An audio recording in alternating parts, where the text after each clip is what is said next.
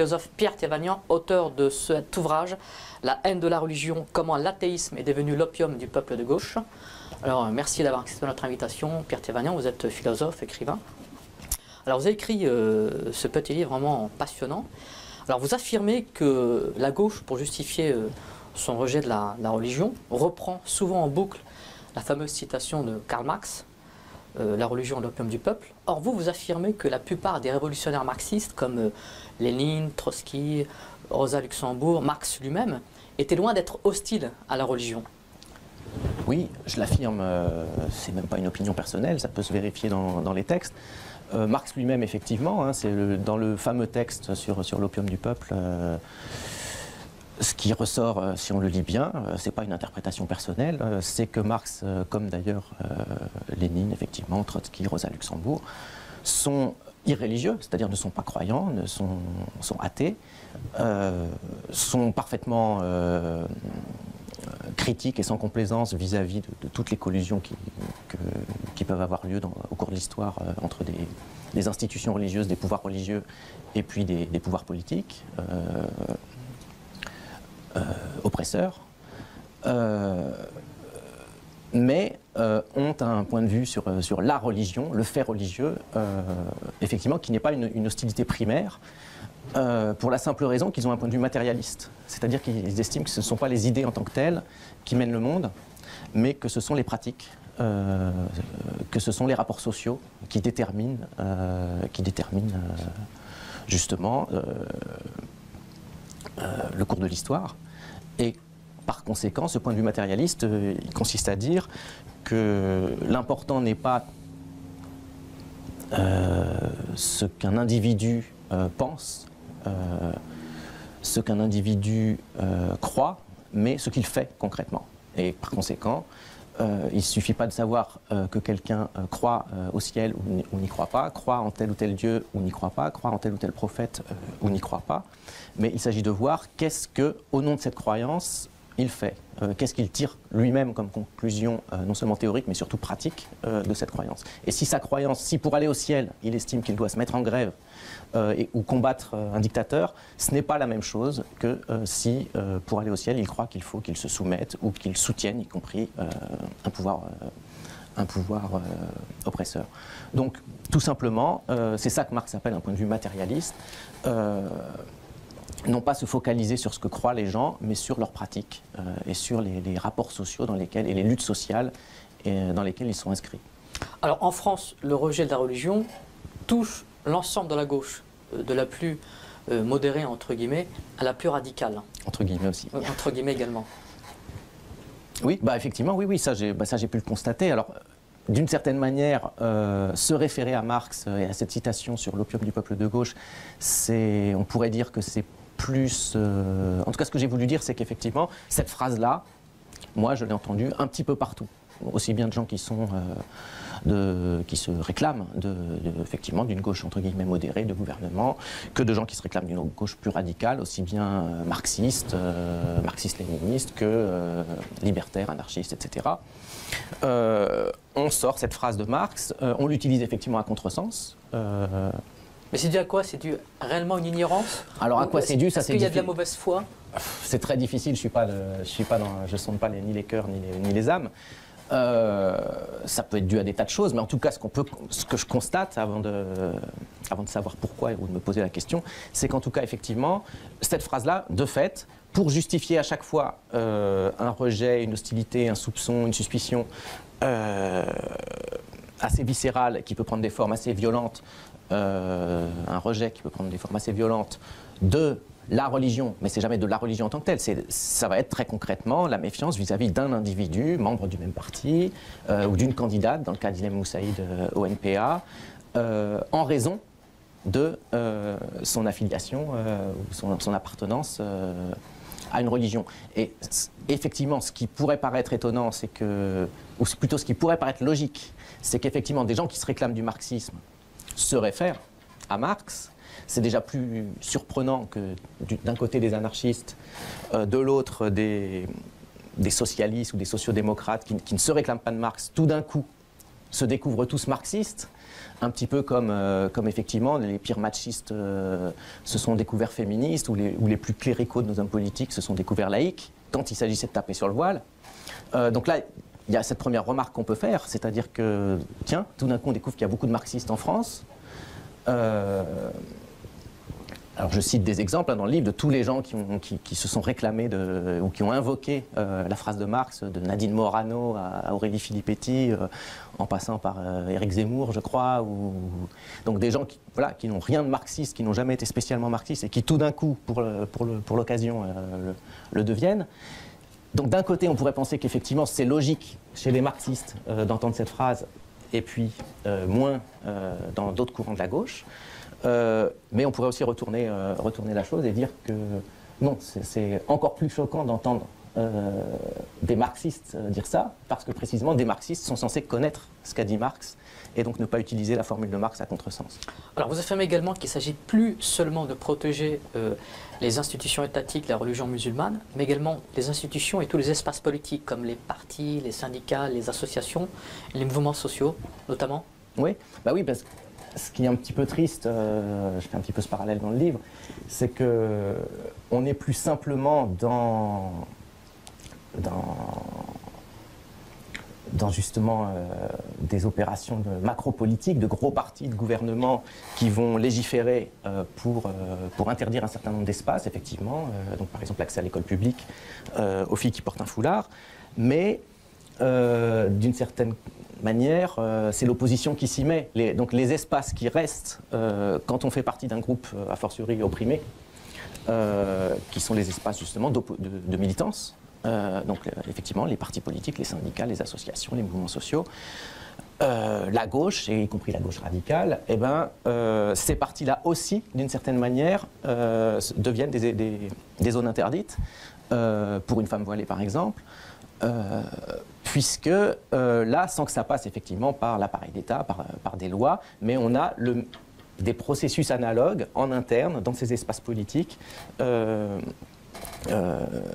qui se mettent en place.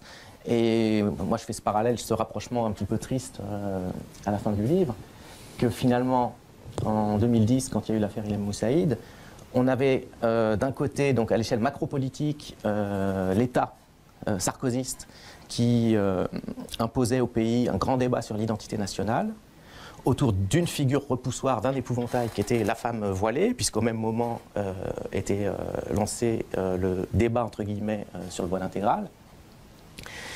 Et au même moment, au sein du NPA, donc principale force politique de ce qu'on appelle la gauche radicale, avait lieu un grand débat en interne sur l'identité anticapitaliste, dont la figure repoussoir, l'épouvantail, était quand même à peu près le même, c'est-à-dire la femme musulmane portant un foulard. Et dans un cas, bien entendu, il y a beaucoup de différences. Justement, dans un cas, on est dans des grands partis avec des implications qui, d'un certain point de vue, sont plus lourdes, puisque ça va être l'accès à l'emploi, l'accès aux études, et ça va passer par des lois. Mais en même temps, donc, à l'échelle micro des espaces justement, qui pourraient être des espaces de repli et de résistance pour des opprimés, un processus quand même analogue. Dans un cas aussi, c'était au nom on va dire, de valeurs ou de principes consensuels, républicanistes, voire très marqués à droite, du type cohésion sociale, et donc identité nationale, identité catholique de la France versus islam, cohésion sociale,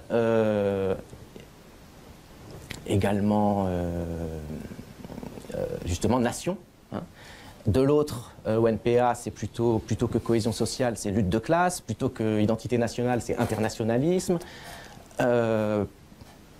plutôt que justement catholicité, c'est irréligion, matérialisme, mais finalement, au-delà de ces oppositions et de ces différences, au final, c'est pour aboutir au même dispositif, c'est-à-dire que c'est la même figure qui sert de repoussoir, c'est-à-dire la femme musulmane voilée. Et donc d'un côté, finalement, le NPA faisait partie des forces politiques qui s'élevaient le plus clairement et avec le plus d'éloquence contre l'imposture et contre l'infamie politique de ce débat sur l'identité nationale, et y compris contre la loi anti-burqa, donc, qui dénonçait des formules abjectes de Sarkozy du type le voile n'est pas le bienvenu sur le territoire de la République française. Mais d'une certaine manière, le débat qui avait lieu au sein du NPA, d'une certaine manière, nous disait la même chose. Le voile n'est pas le bienvenu sur le territoire de l'anticapitalisme français. Alors vous rappelez à juste titre également que, contrairement à ce que l'on croit en France, la religion n'est jamais restée dans le domaine privé. Oui, alors contrairement à ce que l'on croit en France, contrairement à ce que beaucoup croient, ou ce que beaucoup cherchent à nous faire croire, surtout récemment, la religion, alors ni en France ni ailleurs, hein, la religion par définition c'est un fait social, ça s'exprime, et ça s'exprime dans l'espace public bien entendu, de mille manières. La religion n'a jamais été séparée de la politique, la religion est un phénomène social qui a des implications politiques, qu'on le veuille ou non, qu'elles soient assumées ou non, et qui peuvent être aussi bien réactionnaires que progressistes, justement suivant les cas. Donc je ne sais même pas trop quoi dire, tellement c'est évident. Et là, la charge de la preuve serait plutôt du côté de ceux qui veulent nous convaincre du contraire. C'est-à-dire, prouvez-nous montrez-nous une forme d'existence de la religion qui demeure totalement cantonnée dans la sphère intime. Ça n'existe pas. Alors pour sortir justement... Par contre, oui. Oui, allez-y, je vous en prie. Par contre, y compris donc pour parler de la France et pour parler de la politique, oui, il y a un certain nombre de faits qui sont bons à rappeler, que je rappelle dans le livre et que d'autres ont rappelé. C'est que ce qui a pu être dit, par exemple, lorsqu'Ilham Moussaïd a été candidate et que ça a provoqué un tollé, c'est que le fait de faire de la politique tout en affichant une référence religieuse n'a jamais été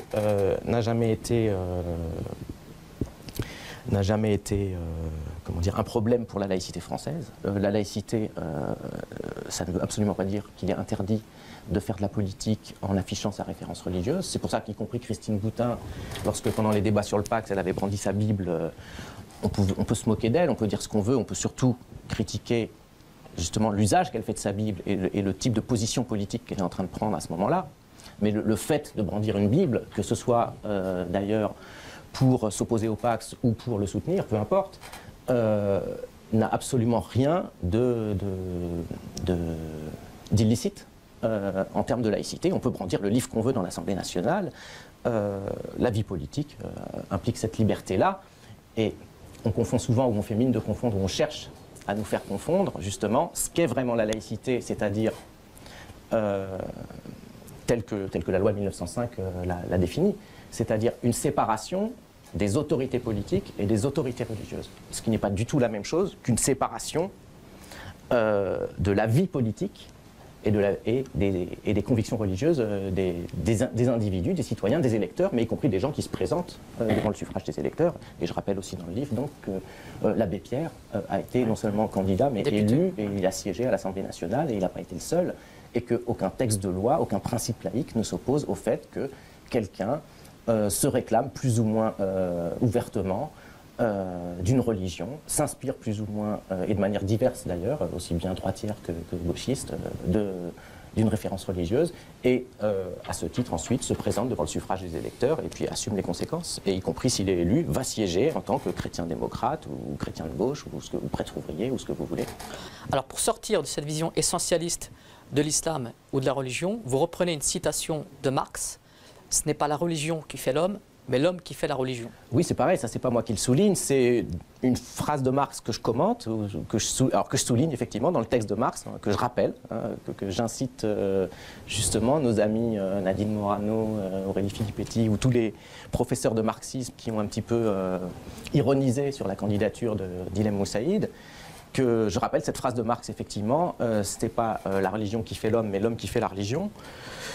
Qui veut dire ce que je disais tout à l'heure, c'est-à-dire qu'une même référence religieuse aura des déclinaisons extrêmement différentes suivant les contextes sociaux, suivant les forces justement qui s'en emparent, suivant la personne et suivant, au-delà de la personne, parce qu'une personne est insérée dans des rapports sociaux, justement suivant les rapports sociaux et suivant les forces sociales qui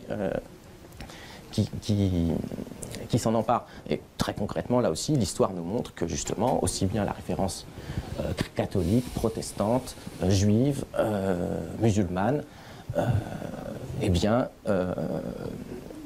sur chacune de ces références religieuses, l'histoire nous montre des milliers de déclinaisons politiques multiples, diverses et variées, et antagonistes, qui vont de l'abstention, du retrait, du repli, de l'apolitisme, qui est une forme de positionnement politique, à, au contraire, un engagement très actif dans la vie politique. Et cet engagement très actif dans la vie politique, justement, suivant les lieux, les espaces, les temps, les milieux sociaux, les classes sociales, les individus, eh bien, cet engagement politique au nom d'une référence chrétienne, juive, musulmane, il peut prendre aussi des formes très variables qui vont en gros de l'extrême droite à l'extrême gauche, du soutien à une dictature à la résistance contre cette dictature, de la légitimation de l'esclavage au combat contre l'esclavage, de la défense de l'égalité homme-femme à l'oppression des femmes. L'histoire nous donne des exemples d'absolument tout au nom d'une religion. La religion a servi aux uns ou aux autres à légitimer toutes sortes de positionnements politiques. Alors vous concluez qu'il est plutôt urgent dans cette France libérale, islamophobe et sexiste de s'unir dans un combat anticapitaliste, féministe et antiraciste, et que ce combat doit rassembler aussi bien ceux qui croient au ciel que ceux qui n'y croient pas. Ben oui, en tout cas, parmi ceux qui croient au ciel et parmi ceux qui n'y croient pas, ceux qui justement partagent un certain nombre de préoccupations et donc peuvent s'unir sur un certain nombre de combats. Justement, ceux qui, pour des raisons religieuses ou sans motivation religieuse, mais ont en commun justement le refus de certaines injustices, de certaines oppressions. Ceux qui, au nom de leur religion ou sur d'autres bases, se retrouvent pour refuser des choses très concrètes, l'inégalité de traitement, l'inégalité des droits, l'inégalité des richesses, donc toutes sortes d'inégalités entre hommes et femmes, entre homo et hétéros, entre riches et pauvres, entre, y compris les discriminations, entre blancs et non blancs, ou entre justement musulmans ou non musulmans, enfin, ceux qui refusent les discriminations, qu'ils soient croyants ou qu'ils ne soient incroyants, ceux qui se retrouvent autour encore une fois, de principes partagés, et je pense en particulier au principe d'égalité. Oui, ils sont justement aussi bien parmi les croyants que parmi les incroyants, je crois. Ils sont ceux qui non seulement se retrouvent sur ces principes, mais sont prêts à se battre, sont trop peu nombreux pour s'arrêter justement à leurs divergences concernant la vie après la mort, l'existence d'un Dieu ou la validité de tel ou tel prophète. Là, je cite Louis Aragon à la fin du livre, un poème très connu de Louis Aragon qui a écrit à propos de la résistance au nazisme, justement, et qui dit quand les blés sont sous la grêle, fou qui fait le délicat. Voilà. Effectivement, quand on est dans une situation sociale, politique, historique, où justement les blés sont sous la grêle, c'est-à-dire où les menaces pèsent sur quoi? Sur les libertés, sur les conditions de vie des gens, il est urgent que oui, les gens s'unissent pour se défendre et ne s'arrêtent pas à leurs divergences sur les questions métaphysiques.